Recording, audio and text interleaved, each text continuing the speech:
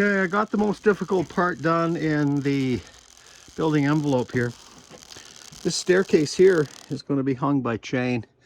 And so if you saw in the last video where I did structure, I'm almost completed with the, well, this is the pocket and the pin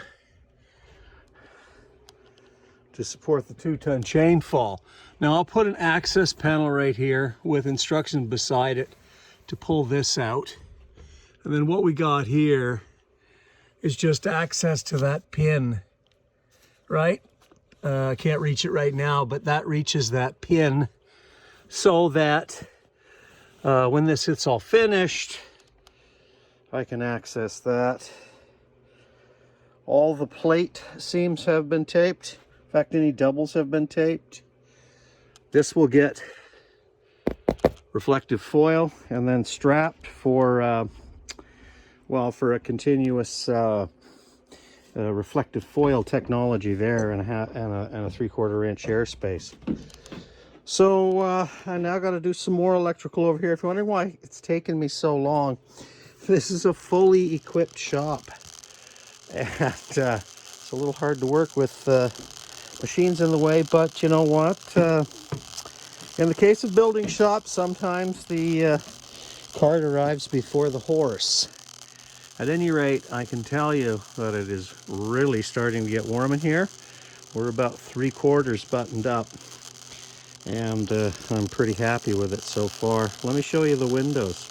Okay, so I made these windows. They are single glazing, true divided light, cedar frames, gasketed on the interior sash with breathable felt to lock the air between here and the siliconized gasket. It's also a compression.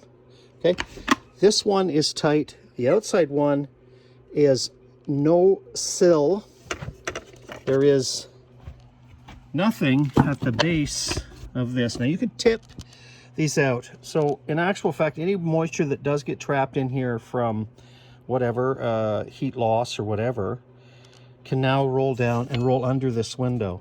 And if you think of that insulated area as an open jar, you can't really blow into an open jar. You can make some convections, but you know, heat rises, and so what happens is any moisture that does condensate on the glass, the sun will come in and burn it out, and it will escape out the outside. We always want in cold climates the vapor to escape to the outside should it ever get in, and stop it from going in. So that, unlike a thermal pane unit, I don't care what grade it is, that will last forever and be able to be repaired by a homeowner. This is a forever window with fairly high efficiencies. I suspect I'm getting an R value, probably a 6 between the two units. Now you might not agree with me, but I can tell you this one never frosts up. The tightness is very good, and we have no thermal bridging on the jamb itself. In other words, we're not installing these through the jamb. Let me show you.